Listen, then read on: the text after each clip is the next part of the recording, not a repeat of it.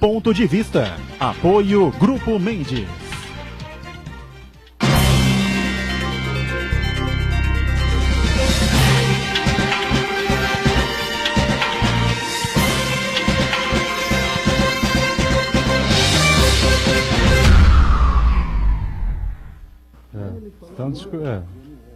Olá, estamos começando aqui mais um Ponto de Vista. Você sempre conosco neste horário da 1h30 da tarde, a tradição do debate político e, claro, das discussões dos temas importantes que fazem a pauta aqui da nossa cidade, a pauta da região metropolitana e, claro, os temas de interesse nacional também. Sempre de segunda a sexta aqui na Santa Cecília TV, reprise do Ponto de Vista para você acompanhar e conferir com a gente a partir das 20 horas, 8 da noite. Bom, o caso da vereadora Marielle, do PSOL do Rio de Janeiro, ganha proporções internacionais, como não poderia deixar de ser, né? Manifestações pelo mundo afora, o Brasil mais uma vez nas páginas vergonhosas, né, da mídia internacional, mais um vexame, não é, que damos. O governo Temer em xeque mais uma vez. Eu tenho a impressão que o crime organizado do Rio de Janeiro vai ridicularizar de vez as Forças Armadas brasileiras, né? Jogar o Exército Brasileiro ao maior índice de vergonha que seria possível passar, né? E o governo Temer, pelo jeito, vai para o buraco e ninguém vai achá-lo, né, dentro de alguns tempos, né? Porque bota o Exército no Rio de Janeiro para fazer a segurança, para assumir a segurança pública, né? E os caras continuam mandando e desmandando, fazendo o que querem, do jeito que querem. Podiam ter criado toda uma situação diferenciada para assassinar a vereadora que os incomodava. Mas não fizeram questão de absolutamente nada, não é? Fizeram ali o crime, mataram a vereadora e, claro, o motorista foi por consequência, né? Mas foi morto, lamentavelmente, na sequência, né, do assassinato da vereadora Marielle do PSOL do Rio de Janeiro, que, claro, incomodava aí corporação, incomodava os milicianos, não é? Mais especificamente, e a resposta foi essa mesmo. Agora, que resposta vai dar o poder público, né? Que resposta vai dar a polícia, se é que os caras que fizeram a execução estão vivos nesse momento ainda, porque tem a tal queima de arquivo também na regra ou na legislação do crime organizado, enfim, a coisa está num nível que a gente não podia imaginar jamais, né? Está com a gente para essa edição aqui do Ponto de Vista o deputado federal Orlando Silva, que é do PC do B, né? E que nos dá o prazer da presença nesta edição. Tudo bem, deputado? Prazer. Mais ou menos, né? Tudo mais ou menos no Brasil. Bem mais ou menos. Essa semana, Edgar, primeiro eu quero cumprimentar os amigos da mesa. Eu visitei a ministra Carmen Lúcia do Supremo Tribunal Federal e quando cheguei, falei, tudo bem, ministra? Eu falei, deputado, bem não está. E esse sentimento da ministra Carmen Lúcia é um pouco o sentimento nosso, né? Sentimento particularmente de tristeza com o que aconteceu. Eu diria que as palavras de Edgar Boturão são irretocáveis. Obrigado. Sobre o caso da Marielle. É uma tragédia que vai repercutir por muito tempo no mundo inteiro, vai desmoralizar esse factoide, me permita, Edgar, o factoide que o governo criou com essa intervenção no Rio de Janeiro, o que põe em risco a imagem de uma das principais instituições que o Brasil tem, que são as Forças Armadas, né? Mas eu quero crer que esse ato covarde deve ser apurado com muito rigor e no tempo, né? No tempo, para que nós possamos esclarecer todos esses fatos e, sobretudo, eu espero que haja medidas de curto, médio e longo prazo para que nós possamos enfrentar de modo definitivo o problema da segurança pública no Rio e no Brasil. Não apenas com medidas cosméticas ou que criam uma sensação de segurança, mas que tenhamos segurança de fato. Esmeraldo Soares Tarquino de Campos Neto, mais uma vez com a gente aqui, participando e colaborando do Ponto de Vista. Eu confesso, Esmeraldo, que não conhecia a vereadora Marielle. Não sei se aqui alguém na mesa tinha conhecimento da atuação dela, não é? E vinha da favela da Maré, enfim, não é? Uma pessoa preparada, estudou, lutou muito na vida, mas era uma mulher bonita, não é? A irmã bonita também, não é? E lutava, claro, por mais direitos da mulher, especificamente, da mulher negra e, claro, da sociedade como um todo, e uma luta também muito forte em favor das pessoas que moram nessas comunidades, nas favelas, enfim, para os mais pobres, os mais humildes terem uma posição, uma possibilidade, né, de ascender na vida, uma uma facilidade um pouco maior, não é, Esmeralda? Eu não conhecia o trabalho dela, eu conheci, mas eu procurei alguma informação uns meses atrás, no meio do ano passado, porque eu tinha ouvido o Chico Alencar, o deputado Chico Alencar, Orlando, falando, dando uma entrevista e falando do trabalho dela. Eu me interessei e fui observar. Lamentável, obviamente, lamentável pelo fato, não pelo fato apenas dela ser mulher, dela ser negra, dela ter tido uma origem miserável, mas ela superou, ela mostrou muito valor na vida dela, porque ela foi superando as coisas, foi superando o seu caminho. Mas a imagem que me veio à cabeça quando eu vi o carro baleado, quando eu vi o carro atingido, é a imagem da Colômbia, é a imagem do México. A tropa de elite. É a imagem desse. É o Rio de Janeiro, a imagem do Rio de Janeiro, mas. No mundo real, né? É o mundo real. E quando o deputado Orlando Silva fala desse posicionamento do governo federal na intervenção do Rio de Janeiro, eu vejo, fora o fato de que o Exército certamente sairá chamuscado desse processo, o que é uma pena, porque é uma instituição respeitável, e diga-se de passagem, o PCdoB teve um papel fundamental nesse concerto de interesses entre as Forças Armadas e a sociedade quando o Aldo Rebelo foi ministro da Defesa. Isso é uma coisa fundamental de ser lembrada. Então, eu acho que no momento em que a gente está, em que o governo tenta salvar-se a si próprio, porque não conseguiu fazer com que nós engolíssemos as reformas que eles queriam que nós engolíssemos, do jeito que eles estavam querendo colocar, nessas condições já fez água e graças a Deus que está chegando ao final, porque desse jeito nós vamos cada vez mais não encontrar o nosso caminho, não encontrar as soluções para os nossos problemas. Muito bem. Quem está com a gente também é o Fernando Chagas, comentarista político, sempre colaborando, participando com a gente aqui. No momento, parece que a coisa cada vez piora mais no Brasil, né? Antes o buraco não tinha fundo na questão econômica. Agora a segurança pública, que me parece, lamentavelmente me parece, vai ser o carro-chefe aí das discussões da campanha presidencial. Chagas. Olá, amigos, um abraço a todos, especial aos telespectadores, né? Esse marketing político mal planejado, que serviu apenas para, como o Esmeraldinho falou, né, e encobrir o fracasso que foi a reforma da Previdência, ia comemorar um mês nesse fim de semana. E o crime organizado, acredito que mais as milícias deram um recado: aqui no Rio quem manda somos nós. Isso não foi um atentado contra a Marielle, foi um atentado contra o Estado Democrático de Direito, o que é pior, né? Infelizmente, o governo Temer, a cada dia que passa, fica numa situação pior, mas essa piora acaba prejudicando não só o governo, que ele tenta ainda a reeleição, prejudica o país como um todo. E o nosso Marco Santana, lá na ponta, atento sempre às redes sociais, transmissões que fazemos aqui do Ponto de Vista e a sua participação, que está sempre com a gente aí. Tudo certo por aí? Mais ou menos, né, Santana? As coisas não andam boas. Tudo né? bem na medida do possível. Boa tarde a todos. Agradecer a participação especial do deputado. É um episódio lamentável sobre todos os aspectos, além do drama em si, do drama familiar em si, porque a vereadora foi violentamente assassinada a tal ponto de que o seu rosto foi desfigurado e o caixão teve que ser lacrado, né? Aí você vê o nível de barbárie.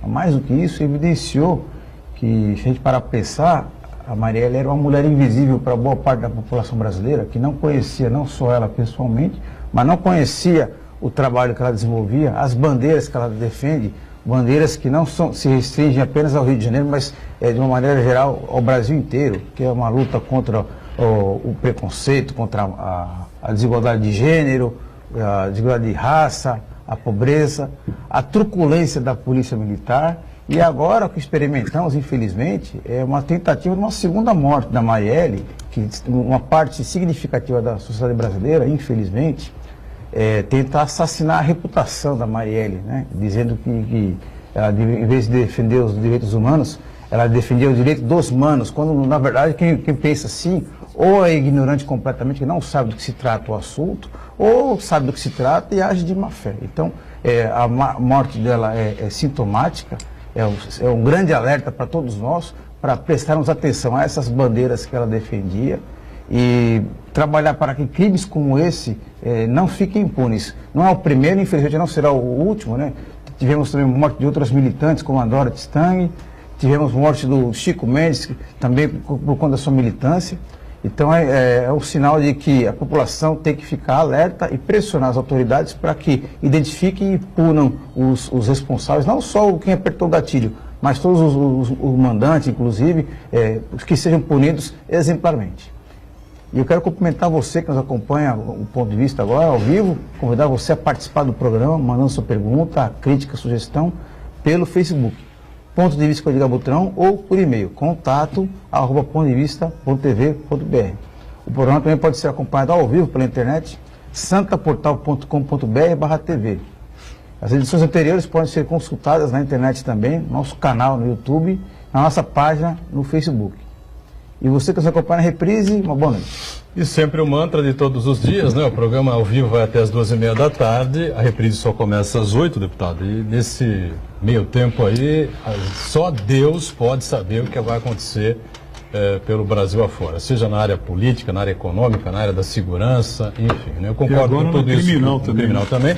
Eu concordo com tudo que foi dito pelo Marcos Santana, porque tenho certeza absoluta que não vai acontecer absolutamente nada em relação a isso. Se chegarem a um dos criminosos que puxou o gatilho lá, não vão chegar no mandante de jeito nenhum, né? Isso é que o cara está vivo também até hoje, entendeu? Sabe-se lá quem foi exatamente que deu a ordem, de onde partiu, enfim. O crime organizado, claro, está envolvido nessa coisa toda, os milicianos também devem estar envolvidos nessa questão toda, agora exatamente quem foi, né? E os motivos a gente sabe, claro, mas quem exatamente executou e quem foi exatamente o mandante, só eles lá é que vão saber exatamente se foi para fazer aquilo mesmo, se aquilo era mesmo interesse do crime, das milícias, se o fato aconteceu daquela maneira, se alguém se precipitou já deve estar morto nesse instante. E aí o poder público vai chegar a alguma conclusão, prender os caras, olha, estou para ver, viu? Agora o PCdoB apresenta um nome aí nacional para a campanha à presidência, né? Parece estar mantido aí a deputada Manuela Dávila, Deputada Manuela Dávila, né? Não parece não, está mantido. Está mantido, pré-candidata à presidência da República e o PCdoB tem um projeto aí para a segurança pública, não? Veja, esse é um tema, inclusive, à esquerda, os partidos progressistas, assim, historicamente trataram do tema de segurança pública defendendo medidas estruturais. Eu concordo com isso. Medidas no campo social, medidas no campo da urbanização das cidades, porque parece que não. A prefeitura, por exemplo, se ilumina mais uma determinada área, faz diferença no campo da segurança pública. E eu quero crer que a Manuela vai fazer esse debate sobre essas medidas de médio e longo prazo. Agora, eu acredito também que medidas emergenciais devem ser tomadas. Quando eu fiz o debate lá no Congresso Nacional, Boturão, sobre a intervenção do Rio de Janeiro, não é que nós não admitimos que medidas imediatas, de choque, devam ser tomadas. Eu creio que, de fato, a segurança pública chegou num nível de gravidade tamanho. Imagine, o amigo que nos acompanha aqui, do Brasil por ano, cerca de 60 mil pessoas são mortas, vítimas de mortes violentas, homicídio, latrocínio. Morre mais gente no Brasil, segundo o Fórum Brasileiro de Segurança Pública, por ano, com mortes violentas, do que a soma de todos os mortos em guerras no mundo. Imagina, a gente fala do Oriente Médio, de conflito na África, na Europa, na Síria. Soma tudo, no Brasil morre mais gente. Portanto, é de fato uma questão que exige medidas emergenciais que passam. Primeiro, tem que ter um trabalho de inteligência na segurança pública, de integração das polícias, que não existe hoje em dia. Imagine que no Brasil, 5% dos homicídios são esclarecidos. 5% dos que são investigados chega até a conclusão nos seus inquéritos. Então, você tem que ter um trabalho de inteligência que sirva para o planejamento, para a investigação policial, para a conclusão desses inquéritos. E exige, evidentemente, financiamento. Falamos do Rio de Janeiro aqui. Rio de Janeiro, metade da frota das viaturas estão nos quartéis. Então, não tem equipamento básico.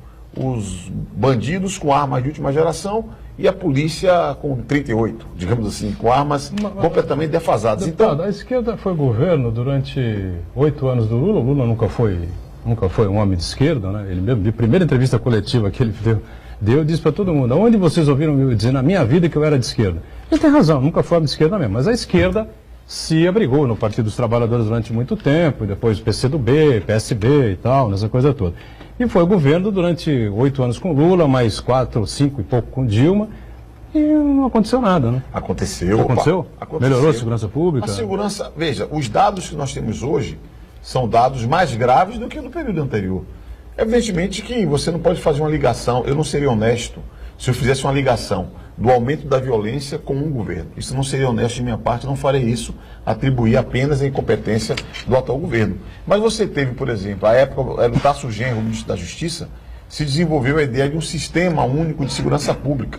Né? Você teve a criação da Força Nacional de Segurança. Mas ele não se concretizou, deputado. Veja, que era um contingente, veja, a Força Nacional de Segurança para mim é um caso muito interessante, que é um contingente formado por polícias, portanto, homens treinados para fazer o trabalho de polícia, que agrupavam a elite de tropas de polícias de vários estados. Esse era um projeto ou foi efetivado, foi criado a mas Força um efetivo Nacional de pequeno, Segurança. um efetivo Claro, pequeno por quê? que não dava condições, mal dava condições de atender às necessidades do Rio, deputado. Veja, é importante registrar. Qual que é o conceito? Você precisa não ter uma Força Nacional de Segurança para empregar em situações limites como o Rio de Janeiro. O conceito está correto. Houve uma fase de construção desse efetivo. Evidentemente, e que operou em alguns grandes eventos no Rio de Janeiro. Agora, evidentemente que isso não pode parar. Você não pode caminhar um passo e depois paralisar, porque as demandas só crescem. Então eu considero que a Força Nacional de Segurança, o PRONASSE, que era um programa integrado que envolvia estados e municípios, focado em áreas mais conflituosas, com mais índices mais elevados de violência, também era uma medida que, permanecendo o investimento, poderia ter repercussão. Qual o problema que nós temos, Boturão, no Brasil? Muitas vezes. Ideias boas, se muda o governo, a turma para de fazer. Para não valorizar o que era o governo Mas que anterior. governo que mudou? Eu estou dando exemplo concreto. PRONASSE, Programa Nacional de Segurança Pública Cidadã, No Lula. que tinha, Com Lula. era o Lula, o segundo mandato, e a Força Nacional de Segurança. Boas ações que foram esvaziadas. Mas, deputado, sem falar de governo A, governo Isso. B, esse caso do Rio de Janeiro, que se espalha pelo Brasil, Ceará, Rio Grande do Norte, ele não aconteceu no governo Temer. Não estou aqui defendendo o governo Temer. Eu falei uma coisa, Ele já vem crescendo. E no lógico. caso do Rio específico, o que eu vejo foi uma falência total da autoridade. Um governador preso, o outro foi preso, o outro também foi preso e depois foi... Você tem toda a razão. A polícia não tem mais a autoridade nenhuma. Se o comando lá em cima, que é o governador, está preso, os outros dois também foram presos e depois foram soltos, a polícia não tem mais comando nenhum. Foram presos Sérgio Cabral, o Garotinho. E o... Teve outro governador preso também? Não, teve. Teve a mulher do Garotinho, A foi mulher presa. do Garotinho, isso. A mulher do, E o Moreira três. Franco só não foi preso porque está debaixo do guarda-chuva. Agora eu do vou te Michel acrescentar, ver como o tema é complexo. O Rio de Janeiro é o foco, porque é o Rio de Janeiro, a cidade internacional, etc. Nós temos que analisar dados. O Rio de Janeiro tem 30 homicídios por ano para cada 100 mil habitantes. Para usar um parâmetro internacional, os organismos internacionais consideram que é tolerável 10 mortes para cada 100 mil. O Rio de Janeiro tem 30 mil mortes para cada 100 mil. O que é mais grave? O Rio de Janeiro é o 13º colocado no Brasil. Tem estados no Brasil Muito que tem piores. 58, 60 mortes por ano para cada 100 mil habitantes. Ceará, Ou seja, eu reconheço Maranhão, Sergipe, Paraíba, Alagoas. Alagoas. Eu reconheço que o Brasil tem que enfrentar o tema da segurança pública. Agora, o que eu me recuso é a aceitar factoide. Tem que ser debatido, como vocês colocaram aqui, seriamente, com ideias. Eu tenho falado curto, médio e longo prazo, por quê? Porque quem disser que vai assumir o governo e resolver o problema da segurança Não vai. é mentira. Porque você não resolve da noite para o dia. Agora, tem que persistir no investimento. Agora, deputado, os governos petistas, tanto do presidente Lula da presidente Dilma, deixaram a desejar em relação ao controle de fronteiras. Porque a gente sabe muito bem que o crime organizado e os índices de violência nos grandes centros urbanos passam principalmente pelo tráfico de armas, tráfico de drogas e o descaminho. Os governos Lula não deram uma resposta eficiente para isso. A situação que vemos hoje, até em consequência desse cenário. Né? Aliás, o que já acontecia no governo FHC. Né? Da mesma forma, o governo FHC do mesmo jeito, também não deu bola para a segurança pública, não cobriu fronteiras, nada disso, o Lula foi no mesmo caminho, né? Diga, Esmeralda. Não, e o fato é que, apesar de tudo, o governo Lula aumentou o efetivo da Polícia Federal. Ele gerou condições para que a Polícia Federal, com equipamentos, treinamento, pudesse evoluir. Se os governos não aplicaram os seus recursos na defesa das fronteiras, e isso precisa ser feito também, mas o fato é que não dá para a gente considerar apenas e exclusivamente que a situação do Rio seria resolvida porque só como diriam os antigos, um nefelibata poderia imaginar que a intervenção federal do Exército, das Forças Armadas no Rio de Janeiro ia resolver o problema, porque não vai. A tendência seria o fracasso, como está tendo. Não, será um fracasso, infelizmente será um fracasso. Mas essa Como ideia do lá controle de fronteiras é uma questão chave. E, historicamente, o Brasil, na verdade, o controle de fronteiras é parte de um outro problema, que é o seguinte: cuidar da defesa nacional. O Brasil ignora o tema defesa nacional, que é a defesa das fronteiras de todos os riscos, entre os quais o tráfico de drogas, o tráfico de armas. Esse é um problema que persiste. Agora, uma vez mais, eu fico indignado com o factoide da intervenção no Rio, porque a intervenção foi feita numa semana, na semana seguinte, o governo mandou um projeto de lei remanejando recursos do orçamento e tirou recursos do controle do SISFRON, que é o Sistema de Controle das Fronteiras. Quer dizer, não dá para levar a sério, né, você falar de segurança pública sem você enfrentar o problema de fronteiras. Deputado, é estratégico para nós combatermos a criminalidade. É impedir que esse queijo suíço, que é a fronteira brasileira, há muito tempo continue sendo. O deputado Beto Mansur esteve aqui na última sexta-feira, exatamente há uma semana, e nós questionamos o Beto em cima dessa questão que era a reforma da Previdência. O Beto assumiu que o governo ia perder a votação da reforma, não tinha saída, ia perder e tal. E claro que ele não assumiu, não admitiu que essa questão de você fazer o... Até porque ele ia fazer a contabilidade, ele ia dizer que ele não sabia fazer conta, porque ele estava dizendo que ia aprovar e na hora ele assumiu que perderia, enfim, né? Não assumiu, evidentemente, que foi uma jogada de marketing, enfim, uma cortina de fumaça, essa intervenção no Rio, claro, mas a gente sabe que foi. Agora, você quer coisa mais ridícula do que isso? Lá na comunidade do Kennedy, né? No Morro do Kennedy, não é isso? Vila Kennedy, né? O Exército tira a barricada de manhã, 9 horas, 10h30 da manhã e tal. Aí eles entram, faz lá a segurança e tal, não sei o quê, 4h30, 5 horas da tarde sai o Exército. No outro dia de manhã está a barricada de volta. Pô, isso é um circo, cara, é brincadeira. Vamos para o intervalo e a gente volta daqui a pouquinho. Até já.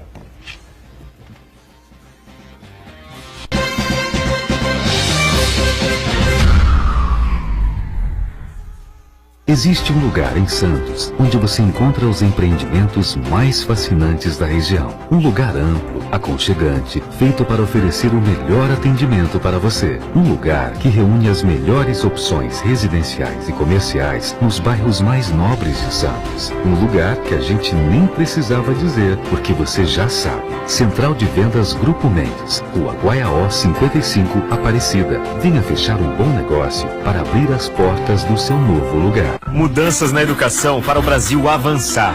O programa Residência Pedagógica vai apoiar a formação de professores. O novo ensino médio dá mais autonomia aos estudantes. O novo FIES tem modalidade de financiamento a juros zero. O ensino em tempo integral ganhou 500 mil novas vagas. E a Base Nacional Comum Curricular foi homologada. São muitas mudanças. Uma nova educação, novas oportunidades para todos. Ministério da Educação, Governo Federal. Ordem e progresso. Você já pensou em fazer o tão sonhado curso superior com uma mensalidade que cabe no seu bolso, estudando em casa e na hora que desejar? Todos os cursos de ensino à distância da Unisanta receberam excelentes conceitos do MEC. Invista em sua formação profissional. Aproveite, matricule-se já e ganhe descontos. www.unisanta.br/EAD. Informações 3202-7199.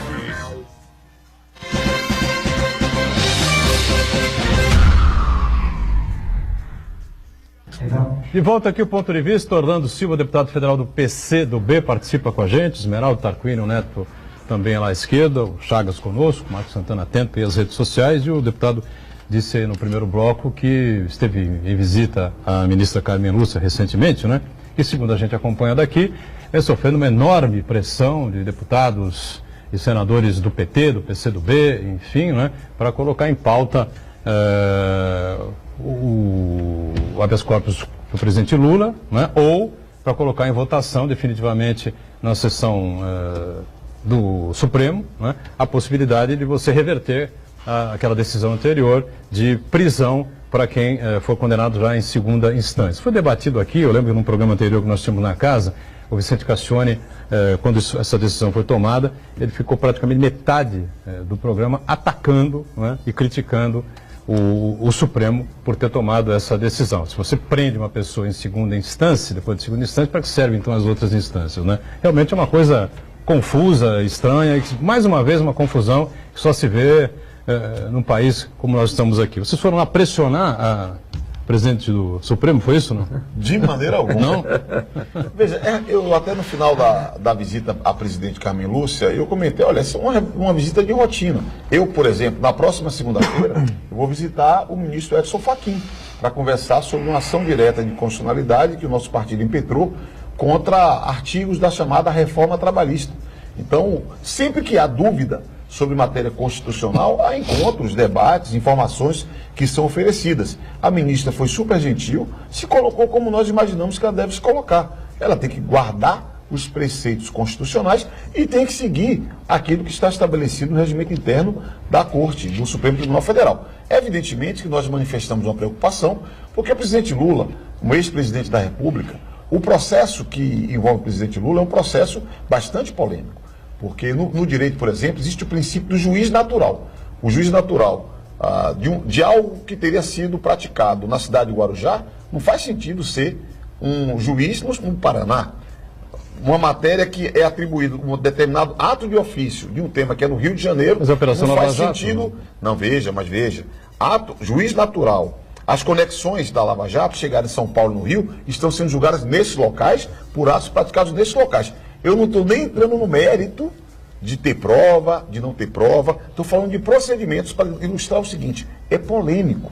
E a nosso juízo, em sendo o ex-presidente da República, sabendo de toda a repercussão que pode ter no ano eleitoral, e sabendo que os ministros estão decidindo, contrariamente ao entendimento do Supremo, essa semana, na própria quarta-feira, um ministro da Corte, considerando que não havia transitado em julgado, aprovou habeas corpus, deferiu de 4 presos que foram liberados. Então, argumentamos com a ministra que nós queremos que haja uma unificação do entendimento. E segundo, a observação nossa sobre o pedido de habeas corpus do presidente Lula, que está na mão do ministro Fachin, que indeferiu a liminar e que colocou-se para exame no plenário.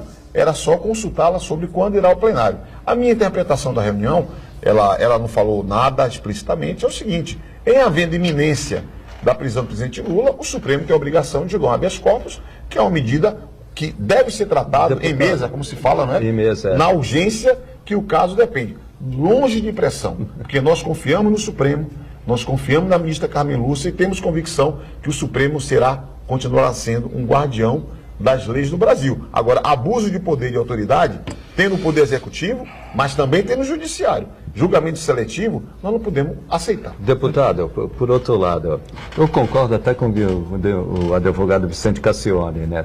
Só vejo a prisão, só vejo a prisão em trânsito de julgado. Não concordo que seja após um julgamento de segunda instância, o condenado seja preso. Ponto. Mas levar em mesa hoje o habeas corpus ou ação direta de constitucionalidade ou inconstitucionalidade não parece um casuísmo? É um casuísmo. Um casuísmo porque está envolvido o ex-presidente Lula? Neste momento, a imagem que vai passar para a nação é essa, né? Porque o Supremo poderia ter pautado no outro momento e não fez. Alguns poderiam calcular que não o fez por casuísmo. Eu acredito que não devemos aceitar casuísmo por parte do Poder Judiciário. Por isso, por acreditar que o que vale é a tese, o conceito e a Constituição, na Constituição do Brasil está escrito literalmente, transitado em julgado. No afã de atender o clamor popular de combater a impunidade, um sentimento justo da população, de não aceitar que colarinho branco não tenha punição, que a impunidade continue, nesse afã é que o Supremo discutiu a hipótese de poderá ser executada a pena, não é que deverá, poderá a partir da segunda instância. A meu juízo, é uma leitura inconstitucional, mas é um debate que que o Supremo tem que fazer. A decisão do Supremo tem que ser cumprida. Eu vou voltar aqui à entrevista da semana passada, programa da semana passada com o deputado Beto Mansur, e uma das polêmicas, né, que o Beto colocou até foi título da matéria que o Jornal da Hora veiculou com ele sobre a presença dele no programa no final de semana. Ele diz que o Lula será candidato, né? Do jeito que as coisas estão, né? Se persistirem assim, se ele não for preso, né, ele será candidato, porque não há impeditivo nessa questão do ficha limpa, das fichas sujas, enfim, de ele disputar a eleição. O TRE é obrigado a aceitar a candidatura dele, isso vai ser discutido lá na frente, vai ser uma eleição subjúdice, ou seja, caminhamos para uma confusão danada. Você concorda com essa posição? Olha, eu espero que o presidente Lula possa ser candidato, porque eu considero que quem tem que tirar do jogo político os personagens é a população. Então eu espero que ele possa ser candidato. A minha candidatura é da Manuela Dávila, mas eu creio que será estimulará o agravamento da crise política institucional do Brasil se o Lula for no tapetão tirado da possibilidade de disputar. Evidentemente que o Brasil tem lei, tem regra, e a lei tem que valer para todos. E eu torço para que o presidente possa disputar, o presidente Lula possa disputar a eleição, de modo que o processo não fique maculado. Olha, o Brasil nos últimos anos é muita confusão. O povo já nem aguenta tanta confusão. Tem gente na rua que me fala que está parando até de assistir televisão, porque é tanta confusão que tem no Brasil que não suportam mais, né? Então eu creio que o Brasil só vai sair dessa crise com a liderança ungida nas urnas, com legitimidade para fazer uma agenda debatida no processo eleitoral. E eu espero que o presidente Lula seja parte dessa disputa. Ainda que seja o Bolsonaro? É legítimo. O Bolsonaro tem um programa, tem as ideias dele, é legítimo. Todas as pessoas têm, os brasileiros que tenham elegibilidade podem disputar. E se a maioria da população brasileira votar nesse candidato, nós temos que reconhecer a vitória. Parte da confusão do Brasil começou quando Aécio Neves perdeu a eleição e não quis aceitar o resultado. Recorreu ao Supremo, questionou a urna eletrônica, foi atrás de... É tanta confusão que se criou e que o resultado é esse que está aí, inclusive para ele. Então eu creio que é necessário que nós respeitemos a voz das urnas. Virou o meu candidato é a Manuela, é uma candidata. No segundo turno, se estivermos lá, vamos à vitória. Se não tivermos, vamos debater alternativas. E se não for um candidato no meu campo, eu tenho que me submeter à vontade popular. Diga, Esmeralda. Sem desconsiderar que, em relação ao julgamento do habeas corpus, é um direito previsto para os cidadãos que se encontram nas mesmas condições do que o ex-presidente Lula, mas, além disso, isso não significa, porque é curioso que o também clamor popular não queira que se chegue a essa fase. Porque eu fico pensando assim, será que o ministro Supremo ele será influenciado pelo clamor popular ou ele vai decidir tecnicamente? A gente não sabe. Porque, na realidade, o julgamento por si só não garante a ninguém nem o acolhimento do habeas corpus, nem a sua rejeição. Portanto, não é possível se imaginar que um cidadão, qualquer que seja, não possa buscar processualmente os seus direitos até onde ele puder chegar. E atenção para o papel da justiça, só me permita um minuto. Sim. A justiça, e particularmente o Supremo, tem um papel contra-majoritário. Porque o clamor popular, nós podemos lembrar de como é que foi. Jesus ou Barrabás? O clamor popular pediu que fosse crucificado Jesus Cristo. Então o clamor popular não é inspiração civilizatória nem democrática. E as cortes e o judiciário têm um papel contra-majoritário. Fazer cumprir a lei. Não necessariamente a vontade que circunstancialmente possa surgir. Mas, deputado, hoje o STF ele tem julgado ou pela questão partidária, questão ideológica e até pelo clamor popular.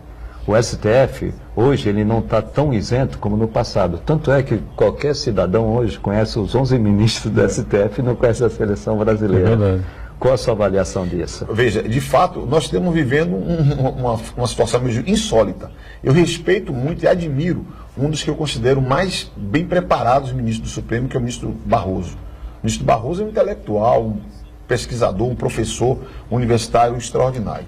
Mas eu divirjo de um artigo que ele publicou no jornal aqui de São Paulo há poucas semanas, em que ele fala que o papel de uma corte constitucional não é apenas o papel contra-majoritário a que eu me referi, que vai garantir que maiorias eventuais impõem a sua vontade, independente do que é a regra para todos, digamos assim.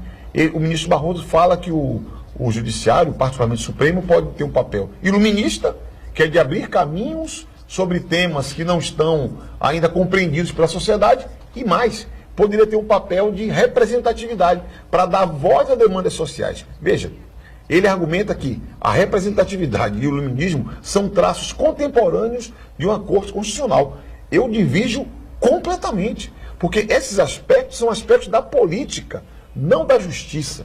Então eu creio que isso que acontece no Brasil hoje é fruto de uma democracia recente. 30 anos, os últimos 30 anos, é o mais longo período de vida democrática no Brasil.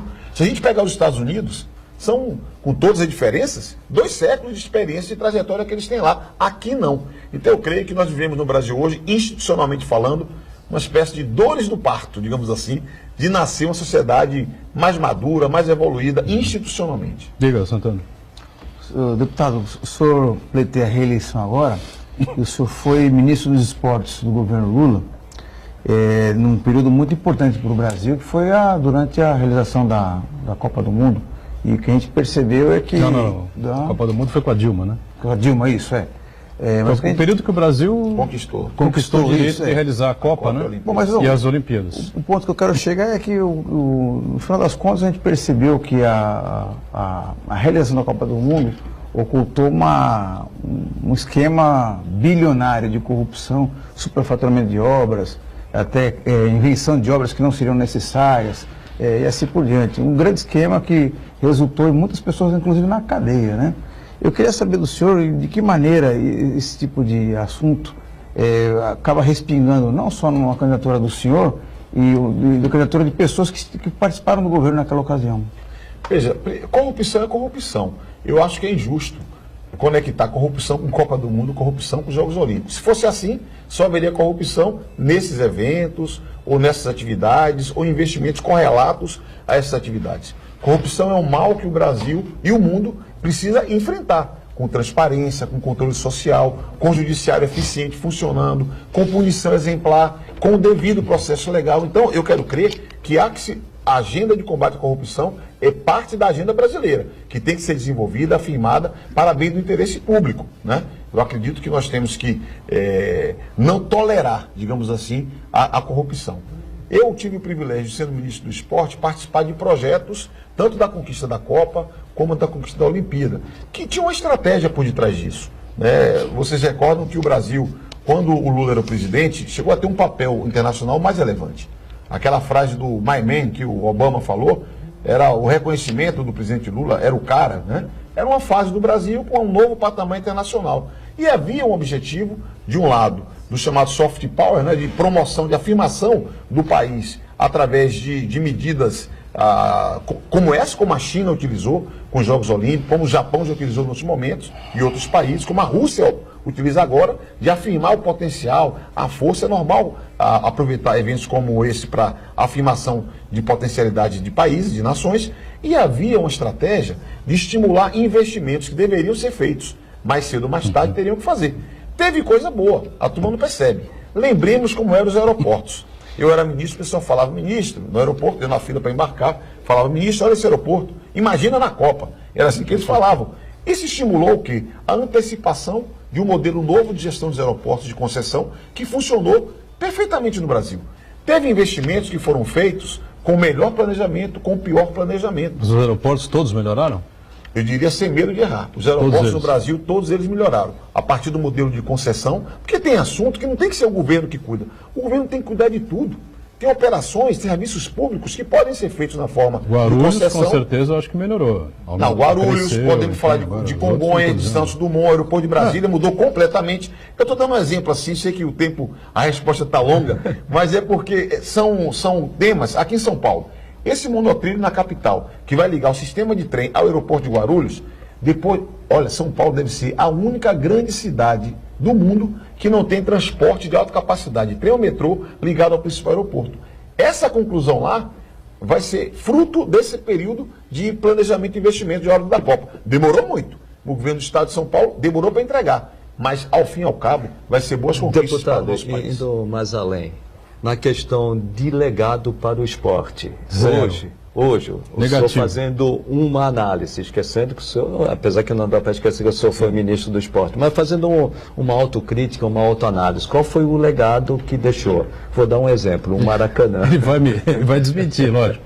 O legado é zero zero é elogio, hein? Zero é elogio, o legado esportivo. Ou seja, na minha opinião, acho que é uma opinião da mesa, né? Jamais o Brasil deveria ter sediado a Copa do Mundo e muito menos os Jogos Olímpicos do Rio de Janeiro. Agora, você fica à vontade para... Agradeço. Aqui é bom porque o Edgar aqui é tribuna livre. Democrático. É o ponto de vista. Lógico. Ele falou o meu ponto de vista. Não, a minha opinião é essa. Aliás, a torcida do Corinthians, que tem lá o estádio em Itaquera, não deve concordar muito com você, não. Que é um legado importante para a torcida do Corinthians. Outra roubalheira desenfreada. Eu diria, ali é empreendimento privado, que privado? o Corinthians é que o Odebrecht roubou o dinheiro do BNDES com aval do Lula. Com aval do Lula, vai ter que pagar. Roubaram o dinheiro do BNDES, construíram um estádio lá no fim na Itaquera, a gente respeita, outros estádios. O estádio devia ter sido demolido, tá certo? Todo mundo devia estar na cadeia, inclusive o deputado, seu colega de Câmara Federal, que hoje voltou à presidência lá, deve ser interessante ser presidente, vai largar a Câmara Federal e vai continuar deputado. Mas acho que não vai para a reeleição. Na Copa do Mundo, deviam estar todos presos, inclusive de estádios que foram feitos eram completamente necessárias.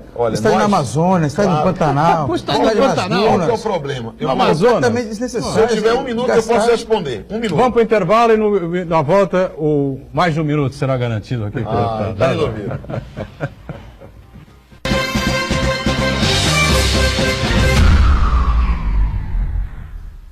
Existe um lugar em Santos onde você encontra os empreendimentos mais fascinantes da região. Um lugar amplo, aconchegante, feito para oferecer o melhor atendimento para você. Um lugar que reúne as melhores opções residenciais e comerciais nos bairros mais nobres de Santos. Um lugar que a gente nem precisava dizer, porque você já sabe. Central de Vendas Grupo Mendes, Rua Guaiaó 55, Aparecida. Venha fechar um bom negócio para abrir as portas do seu novo lugar. Dia 18 de março, 10 da manhã, no estádio Urico Mussa. Portuguesa Santista e Desportivo Brasil. Vá ao estádio conferir a Briosa. Vamos lotar o Urico Mussa e torcer pela Portuguesa Santista. Dia 18 de março, 10 da manhã. Jogo com transmissão pela Santa Cecília TV, ao vivo e exclusivo. Apoio Vestibular Universidade Santa Cecília. Santa Cecília TV no canal 52.1 HD. Se você ainda está com dificuldade de sintonizar a Santa Cecília TV em alta definição pelo sinal digital, você precisa escanear os canais da sua TV através da autoprogramação no seu controle remoto. É bem simples e você sintoniza os nossos programas com qualidade digital, de imagem e som, sem pagar nada por isso. Santa Cecília TV 52.1. Escaneie e sintonize a maior programação regional da sua TV em alta definição.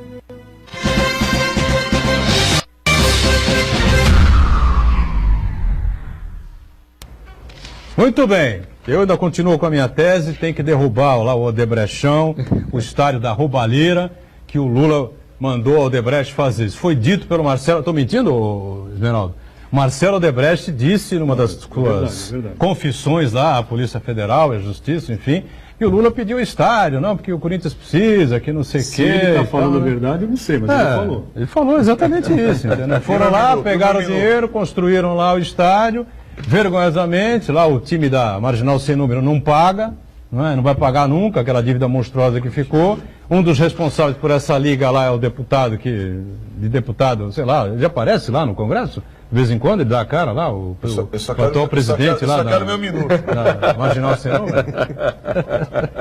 É todo seu, mais de um minuto, pode dar um minuto e meio aí para o deputado. Não, porque veja, nós temos que ser serenos na análise das questões. É verdade. Evidentemente que eu sei que tem temas que nós temos que enfrentar como erros que foram cometidos. Por exemplo, na Amazônia e no Pantanal, qual o objetivo de colocar um evento como esse?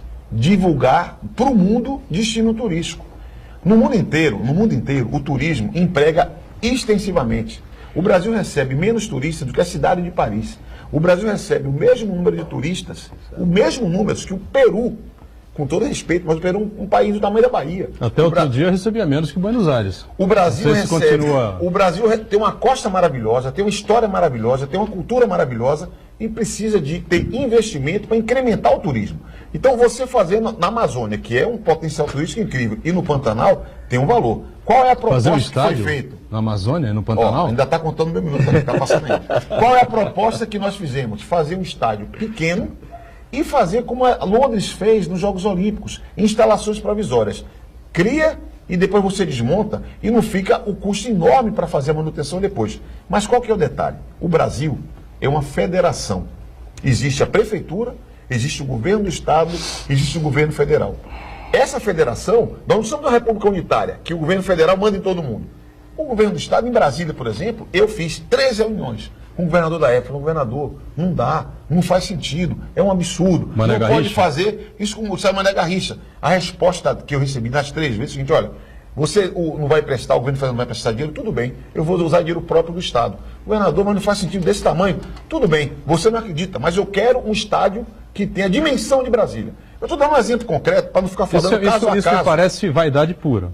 Né? Não, é irresponsabilidade, na minha opinião. Não vou discutir caso a caso. Que gera irresponsabilidade. Não vou discutir caso a caso, mas houve esse debate. Primeiro, de cidade entrar ou não. E depois que entrou, de qual que era o tamanho do investimento que seria feito. Agora, o sistema brasileiro que dá autonomia a estados e às cidades acabou interferindo em determinadas opções que podem ter sido opções equivocadas. O caso de Itaquera, eu vou combinar outro dia para vir aqui para debater, porque o modelo que foi feito é uma ação privada, tinha renúncia fiscal da prefeitura, teve obras no entorno que o governo do estado fez, verdade, e tanto a obra de infraestrutura do estado quanto estímulos que a prefeitura criou para a região produziu outros efeitos positivos, talvez dos bons efeitos, como a FATEC. Eu acabei de vir a inauguração de uma planta de uma empresa de telemarketing, teleatendimento na região beneficiada por essa legislação. Portanto, eu creio que é um assunto que, claro, temos que se reconhecer o que teve de erro, o que tem de problema de corrupção, por exemplo, tem que ser tratado como corrupção e combatido como corrupção, mas não pode apagar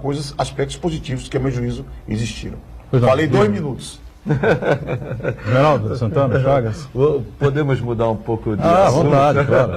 Que é absolutamente democrático. Indo do outro lado, o país ele passou por uma grave crise econômica, está se recuperando lenta e gradativamente, porém não é o suficiente para garantir um crescimento sustentável. Vem eleições, o PCdoB tem uma candidata. Quais são as propostas para recuperar a economia do Brasil? Não digo nem a curto prazo, a médio e longo prazo. Sim, o crescimento do Brasil está sendo mais lento que gradativo, porque em 2015 e 2016 o Brasil caiu muito a economia, vivemos o que os economistas chamam de recessão, ou seja, o país produziu menos riqueza num ano do que no outro. Foi diminuindo, a ponto de chegarmos em 2017 e a quantidade de riqueza que o país produziu é igual ao que foi produzido em 2011.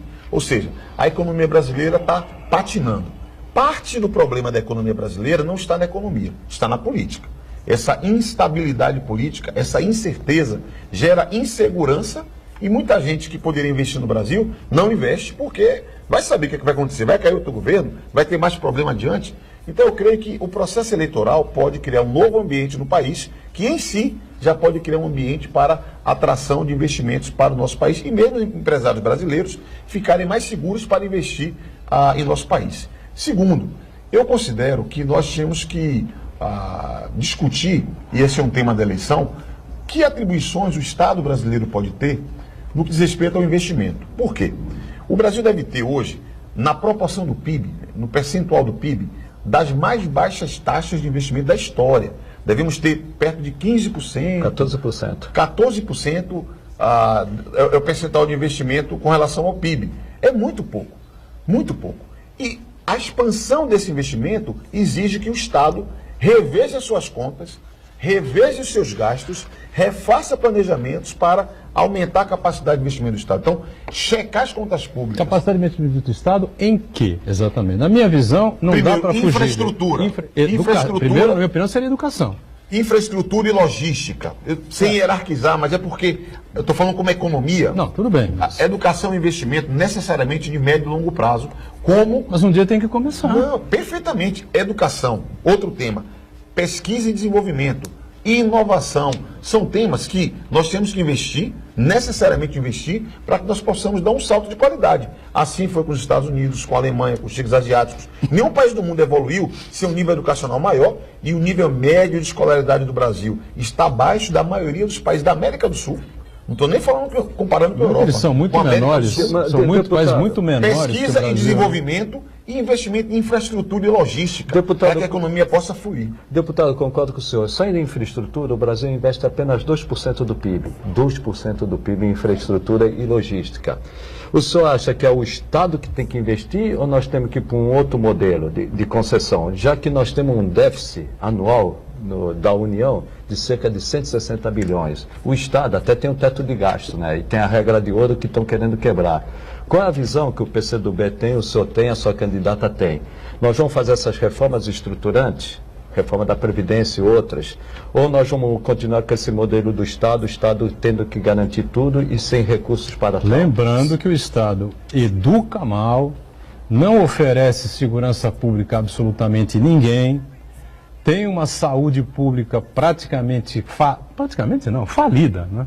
Caótica, de norte a sul, de leste a oeste, com raras exceções, enfim. Né? Então, fica aí a preocupação. Veja, nós temos que compor. Uma parte, a meu juízo, tem temas, por exemplo, a educação. É obrigação do Estado fazer um investimento para levar o padrão, mas é obrigação do Estado. Você está perguntando sobre perspectiva. Na perspectiva, o que é que nós temos que fazer? E o Estado deve fazer. Investimento, sim, em educação, investimento em infraestrutura, porque tem tema de infraestrutura que repercute na saúde, por exemplo, temas como mobilidade, que o papel do Estado é um papel-chave. Então, uma parte do investimento saneamento básico necessariamente será do Estado. No mundo inteiro foi assim, não é novidade do Brasil.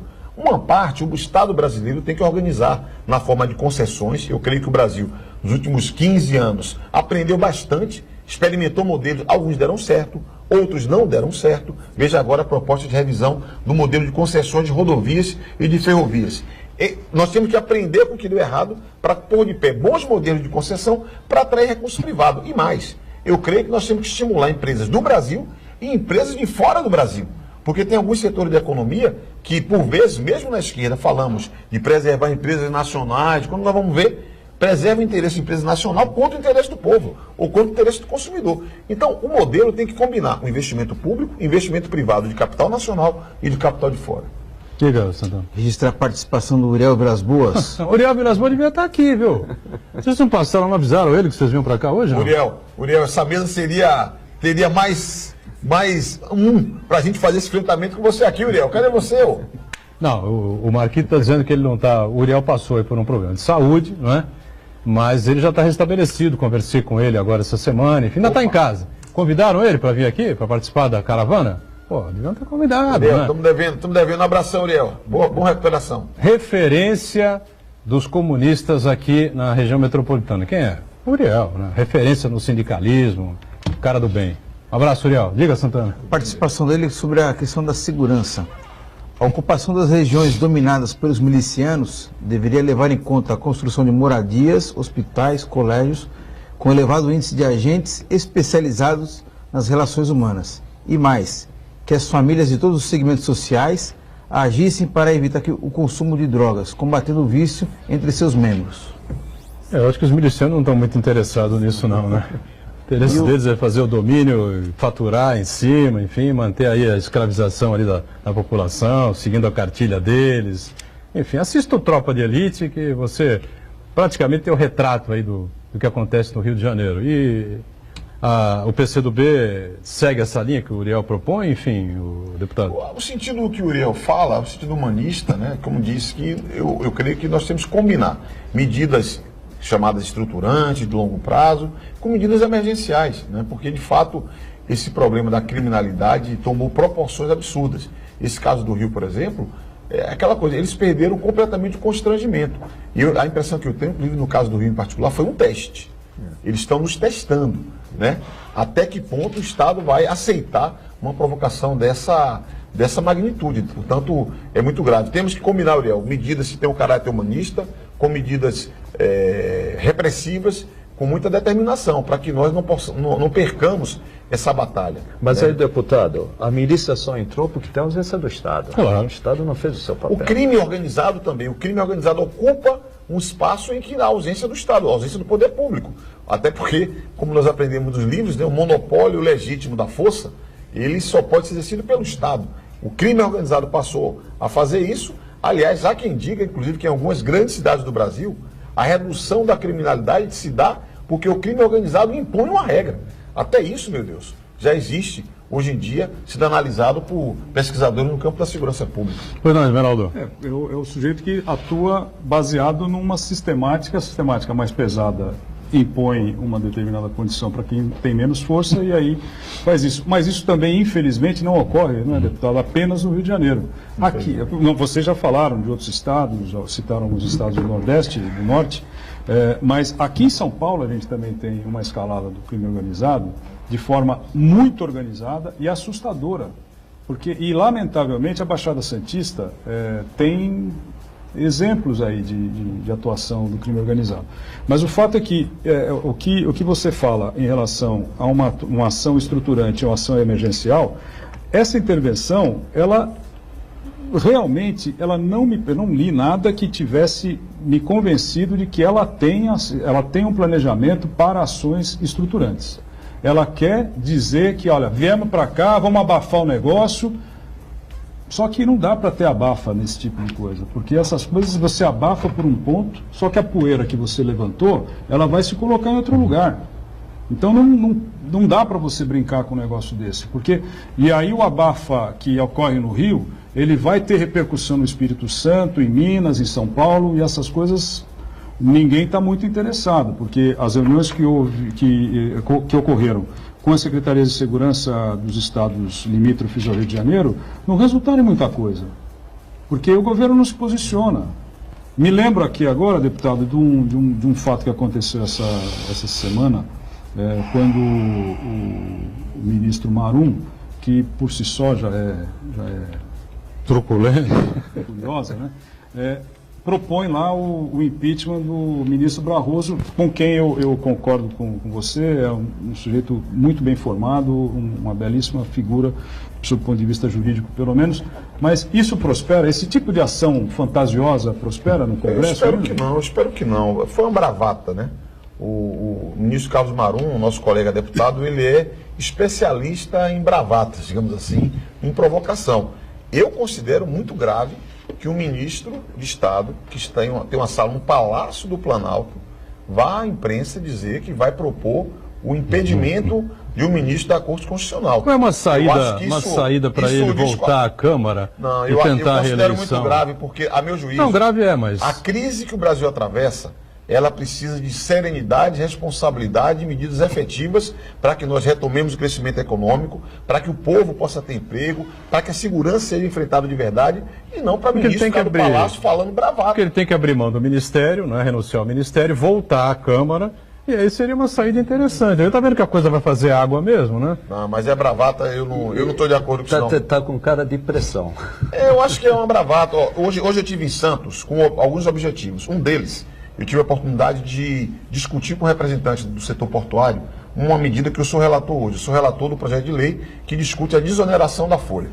É muito grave o governo pura e simplesmente determinar a reoneração da folha para a atividade portuária, que vai inibir a atividade portuária, reonerar o transporte de cargas, que vai ter um impacto na economia brasileira, inclusive numa cidade como a cidade de Santos. É muito grave. Hoje foi importante para mim, eu conheci um pouco mais da realidade discutindo com agentes econômicos que atuam no Porto de Santos. O governo devia se preocupar com temas como esse. E quando eu procuro o ministro da Fazenda para discutir os termos da proposta que eu vou botar para votar na semana que vem, cadê o ministro Meirelles? Ele é está dando entrevista pelo Brasil, falando da candidatura dele. Veja, o Brasil com desemprego, com crise, mas como o PIB cresceu um instantinho. E ao invés de se voltar para sistemas centrais, nós continuamos com... Isso eu concordo plenamente. Eu acho que o Henrique Meirelles tem que cumprir a função dele lá até o fim do governo e não aborrecer ninguém. Diga, Santana.